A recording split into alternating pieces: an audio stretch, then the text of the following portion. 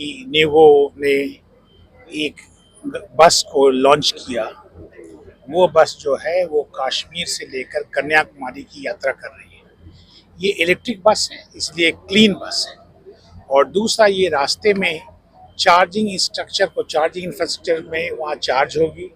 कुछ charging infrastructure इनके अपने हैं और कुछ जो हैं वो और दूसरे प्रतिष्ठानों के हैं। कुछ सरकार के भी द्वारा लगाए गए चार्जिंग स्टेशन इसमें हैं। कुल मिलाकर जो एक बात ये सिद्ध करना चाहते हैं वो ये सिद्ध करना चाहते हैं कि यदि आप बहुत लंबी दूरी भी तय करते हैं इलेक्ट्रिक मोबिलिटी से, तो चार्जिंग इंफ्रास्ट्रक्चर उसमें अड़चन के रूप में नहीं आता है। इस बात को ये सिद्ध करना चाहते हैं और ये बहुत ही बढ़िया कदम है। लोग प्राइवेट गाड़ियों को छोड़ करके बसों में यात्रा करें तो हमारा जो यातायात है, हमारा जो परिचालन है, वो धीरे धीरे हरित होता जाएगा, पोल्यूशन फ्री होता जाएगा। उसकी आवश्यकता बहुत ज़्यादा है। तो कुल मिलाकर आपने देखा कि हमारे माननीय प्रधानमंत्री जी ने कहा था कि जो है हमारा जो पूरा मूवमेंट होना चाहिए वो कैसा होना चाहिए, वो क्लीन होना चाहिए, वो कनेक्टेड होना चाहिए, वो शेयर्ड होना चाहिए। शेयर्ड मोबिलिटी का एक एग्जाम्पल है। ये जो है चार्ज होना चाहिए, पोल्यूशन फ्री होना चाहिए, कंजेशन कम होना चाहिए। जब आप एक किसी भी जगह पर जब बहुत सारी प्राइवेट गाड़ियों को डालते हैं और उनके जगह जब बस की यात्रा करते हैं, गाड़ियों की संख्या कम हो जाने से बहुत सारे यातायात के लिए जो है स्पेस मिलता है। आवश्यकता यह है कि धीरे धीरे जो है हम इस तरह जो शेयर ट्रांसपोर्ट है इसको अपनाएं, प्राइवेट गाड़ियों को छोड़ें और जो इस तरह की सेवाएं देने वाले हैं उन संस्थानों पर, उन प्रतिष्ठानों पर जिम्मेदारी बनती है वो क्लीन मोबिलिटी को, इलेक्ट्रिक मोबिलिटी को, उसको सपोर्ट। सर, एक लंबा सफर होगा, ऐसे में कई बार हादसे सड़क पर होते हैं, तो इसमें जो लोग सवार होंगे उनकी सुरक्षा का कैसे ध्यान रखा जाएगा और कितने लोग ट्रेंड होंगे अगर किसी के साथ हादसे वाली स्थिति आ जाए, कभी भगवान न करे, तो वो लोग किस तरीके से उनकी मदद करें? देखिए, इस विषय में जो है सतत प्रयास किया जा रहा है। जैसे जितनी भी चीज़ें इलेक्ट्रिक मोबिलिटी में आप देखते हैं वो स्टैंडर्डाइज्ड हैं। उनका standard bureau of Indian standards ने, मानक जो भारतीय मानक संस्थान है, उन लोगों ने वो मानक बना रखा है। उन्हीं मानक पर जो चीज़ें क्लियर होती हैं वही लगाई जाती हैं। उसी प्रकार से बैटरी, जैसे आप बैटरी की पहले घटनाएं सुनते थे, इन दिनों अब घटनाओं की संख्या बहुत ही कम है, कभी एक आध कुछ ऐसा हो जाता है। तो वो इसलिए हुआ है क्योंकि जो मिनिस्ट्री ऑफ रोड ट्रांसपोर्ट ने जो है वो उस तरह का उस मानक को अपग्रेड किया और जो इस तरह की गाड़ियों को बनाने वाले थे, बैटरी को बनाने वाले थे, उन पर यह उनको समझाया, उन पर दबाव दिया कि आप जो हैं वो सेफ्टी के जो उच्चतम स्तरीय मानक हैं उनको आप सपोर्ट करें, उनको आप अपने आप में इनकॉर्पोरेट करें। नहीं तो क्या होगा, एक तरफ सरकार या एक तरफ हम लोग या प्राइवेट लोग, सारे जो समाज के जो बुद्धिजीवी हैं वो इलेक्ट्रिक मोबिलिटी को सपोर्ट करेंगे और दूसरी ओर जो है उससे हादसे होते रहेंगे। पूरा प्रयास है कि ऐसी घटनाएं बिल्कुल नहीं हो और आप देख रहे हैं कि इनकी घटनाओं की कमी होती जा रही है।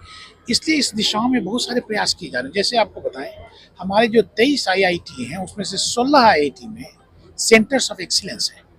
उन जगहों पर इसी पर प्रयास किया जाता है कि किस प्रकार से ये जो है इनका टेक्नोलॉजिकल परफॉर्मेंस और सेफ्टी, तीनों पैरामीटर जो तकनीकी से और जो इनका जो एफिशिएंसी है, जो इनका जो कार्यशीलता है, कार्य क्षमता है और जो सेफ्टी है, जो संरक्षा है, हर पैरामीटर में जो है ये उच्चतम स्तर का हो। आप देखेंगे धीरे धीरे, और भारत बहुत अच्छा कर रहा है।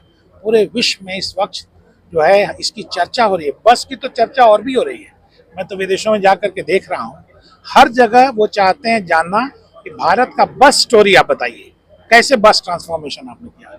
इसी दिल्ली में करीब इस वक्त जो है 2,500 से 3,000 इलेक्ट्रिक बसेस चल रही हैं। ये करीब 8,000 इलेक्ट्रिक बस करना चाहते हैं अगले 2 से 3 वर्षों के अंदर। इसी प्रकार से कई सारे शहरों में जो है ये प्रयास चल रहा है ना सर? ये जिस तरीके से पॉल्यूशन को खत्म करने के लिए एक नई इलेक्ट्रिक व्हीकल्स को चलाने की शुरुआत हुई है, अब बस हुई है, वो भी 4,000 किलोमीटर। तो ऐसे में ये 4,000 किलोमीटर जाने वाली बस कितने समय में 4,000 किलोमीटर का सफर तय करेगी? देखिए, भारत जिस लिहाज से पिछले 10 सालों में एक 5वीं सबसे बड़ी अर्थव्यवस्था बनकर बाहर निकला है, वो बहुत बड़ा मोमेंटम विश्व के स्तर पर एशिया से क्रिएट कर रहा है। और इसको पूरा करने के लिए, इसको मीट करने के लिए, विकसित भारत के स्वप्न को पूरा करने के लिए जो इनकम और जो इकोनॉमी की, मोबिलिटी की, सरफेस ट्रांसपोर्ट की और ऑयल इंपोर्ट बिल को पूरी करने की मुहिम है। इस मुहिम में बसेस का इस्तेमाल इलेक्ट्रिक बसों का खासकर इस्तेमाल बहुत बड़ी ज़रूरत थी। और इसको पाने के लिए, अचीव करने के लिए जो भी इलेक्ट्रिक बस चलाने वाली कंपनियां हैं, उनमें से नियोगो और ग्रीन सेल ने इस पूरे इकोसिस्टम को प्रॉफिटेबिलिटी के, रेवेन्यू के, रिटर्न ऑफ इन्वेस्टमेंट के जिस प्रोविजन पे बनाया है, ढाला है, और इन्हें ना सिर्फ स्टार्ट किया है बल्कि पिछले 8-7 सालों में पूरा करके दिखाया है, इसको हम और आगे ले जाना चाहते हैं। और जहां 2023 में, 2013 में अगर आप गणना करें तो पूरा विश्व कहता था कि भारतीय अर्थव्यवस्था कुछ नहीं कर पाएगी, हमसे ना हो पाएगा, वैसे ही आज 2023 में पूरा विश्व प्रधानमंत्री के पीछे खड़ा होकर कह रहा है कि यदि डीकार्बोनाइजेशन का और क्लाइमेट का और पॉल्यूशन को कंट्रोल करने का रास्ता कोई दिखाएगा तो वो भारत ही दिखाएगा। और G20 में इसकी टेस्टामेंट आती है बड़े बड़े विश्व के गुरुओं से और विश्व शक्तियों से कि कोई करेगा तो वो भारत से ही होगा। पीएम के इनिशिएटिव, जो लाइफ इनिशिएटिव है उसमें, और एक ग्रीन मोबिलिटी को आम जनमानस में लाने के इनिशिएटिव के ऊपर ग्रीन सेल का जो 4000 किलोमीटर का जम्मू से कन्याकुमारी के बीच का ये कॉन्फिडेंस है, ये इस देश को अगले स्तर पर लेकर जाएगा। सर मेरा छोटा सा सवाल था जी, एक बार के चार्ज में ये बस कितने किलोमीटर लेकर जाएगी? ये करीब करीब 250 से 300 किलोमीटर चल सकती है। एक मिड पॉइंट पर दोबारा चार्ज कर ये करीब 5 से 550 किलोमीटर का सफर 2 शहरों के बीच में पूरा कर सकती है। और इसे इतना ही नहीं, ये अभी के समय में हर एक भारतमाला का अगर आप देख लें और सागरमाला का देख लें, जो वाजपेयी जी का एक ड्रीम प्रोजेक्ट हुआ करता था, दिल्ली से लेकर कन्याकुमारी तक, कलकत्ता होते हुए और मुंबई होते हुए हर शहर तक पहुंचने के लिए वचनबद्ध है। और आने वाले समयों में और भी शहरों को आप ग्रीन सेल से जुड़ता हुआ देखेंगे।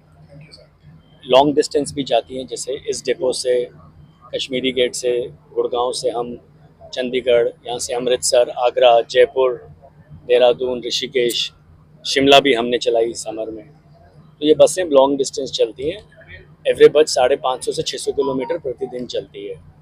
लंबे रूट में जैसे यहाँ से दिल्ली से अमृतसर 550 किलोमीटर का रूट हम चलाते सर हैं। 4000 किलोमीटर का रन होगा, जिस तरीके से ड्राइव होनी है, तो इसमें जो भी पायलट हम हैं बस के, उनको ब्रेक मिलता रहेगा, क्योंकि जितने घंटे एक अलाउड है चलाना उतना चलाएंगे, तो वो रोटेशन बाय चलाते तो हैं। क्या वो बस में ही ड्राइवर होंगे या अगले डेस्टिनेशन पे उनको मिलेंगे? तो वो प्लान किया है पूरी टीम ने कि सेम ड्राइवर्स और कहीं पे कोई नया आएगा, फिर ताकि प्रॉपर स्लीप रेस्ट मिले, ताकि जितना शेड्यूल आवर्स आप बिहाइंड द व्हील चला सकते हैं उतना ही चला के जाएं।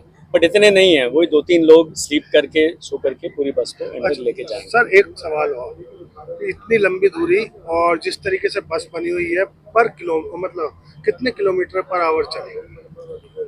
तो वो आप हिसाब लगाइए, बस 14 दिन में पहुंचेगी, जितना नॉर्मली कार एक्सपीडिशन करती है, और 4000 किलोमीटर है। बट ये बस हम ऐसे 24 घंटे नहीं चलाएंगे, क्योंकि ये बस बीच बीच में रुकेगी। इस बस का हमने नाम दिया है the bus which does good, मतलब जो बस अच्छे काम करती है। तो कल जैसे ये कॉलेज में रुकी थी काफ़ी घंटे, और वहाँ कॉलेज स्टूडेंट्स को एजुकेट कर रही थी कि ग्रीन क्लाइमेट क्या होता है, ईवीज़ क्या होता है। तो ये 200 शहरों में से गुजरेगी बस इंडिया के कन्याकुमारी पहुँचने तक, और काफ़ी शहरों में रुकेगी ये। कितने दिन का सफर है?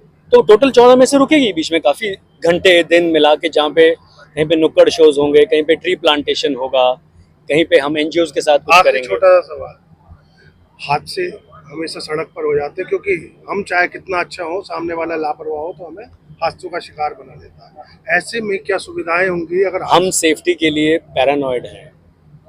आप हमारी बसें देखेंगे तो फुल पब्लिक व्यू में सारी बसों पे जो कोच कैप्टन है, जिसको लोग ड्राइवर बोलते हैं, वो ब्रेथ एनालाइजर टेस्ट लेते हैं, ताकि ड्रंक ड्राइविंग रूल आउट हो जाए कि कोई पी के चला ही नहीं सकता। हमारी बसों में 80 किलोमीटर के ऊपर बस जा ही नहीं सकती, तो कोई स्पीड फास्ट ड्राइविंग अगर अलाउड नहीं है, अगर लॉ उस रोड का 80 किलोमीटर है तो 80 पे जाएगी। 6 कैमराज हैं बस में, राइट। पिंक सीट है, जो कि इंडिया का पहला इनिशिएटिव हमने किया था। अब 15 दिन पहले इंडिया के सबसे बड़े एयरलाइन ने उसको, उन्होंने भी उपलब्ध करवाया, बट हम 2.5 साल से कर रहे हैं कि अगर कोई लेडी सीट बुक करती है तो उसके साथ वाली सीट सिर्फ कोई लेडी ही बुक कर सकती है, आदमी नहीं। ये जो 6 कैमरेज हैं ये लाइव हैं, हमको feed we can see live 24/7। हर बस चलने से पहले 28 चेक होते हैं, सेफ्टी चेक। तो सेफ्टी पे तो हम लोग बहुत पैरानॉइड है, और इसीलिए आपको जान के खुशी होगी कि 34% हमारे जो कस्टमर्स या ट्रैवलर्स हैं वो महिलाएं हैं। सर आपके यहाँ कितनी महिलाएं जो है जो ड्राइविंग कर रही हैं बसों को चलाएंगी और सर क्या एजुकेशन उनकी है और वो किस पीरियड से काम करेंगे, क्योंकि कहा जाता है कि पीरियड्स के टाइम पे खास करके एक जो रेस्ट टाइम होता है महिला का, क्या उस वक्त आप भी छुट्टी देंगे उनको? हम बिल्कुल जो प्रॉपर लॉज हैं कितने घंटे चला सकते हैं कितना रेस्ट करते हैं हम उसी के अंदर चलाते हैं। तो कुछ ट्रिप्स होते हैं जो 3-4 घंटे के जाके 2 घंटे चार्ज करके वापस आके उसमें जितनी भी हमारी वुमेन कोच कैप्टन है वो उसी पैरामीटर्स के अंदर ही काम करती हैं और जो सुविधाएं उनको प्रोवाइड करनी होती है वो हम यहाँ कराते हैं। और वो हमने 1 साल पहले यहाँ से एक फुल महिला बस जो चलाई महिला कोच कैप्टन ने, जिसमें होस्ट महिला थी, जिसमें सारे पैसेंजर्स महिलाएं थी और मीडिया के साथ ही हमने यहाँ से आगरा चला के हम वापस भी लेके बस आए। और वो जो हमारी कोच कैप्टन हैं वो आज भी हमारे साथ हैं जबकि इस इनिशिएटिव को साल के ऊपर हो गया है। धन्यवाद।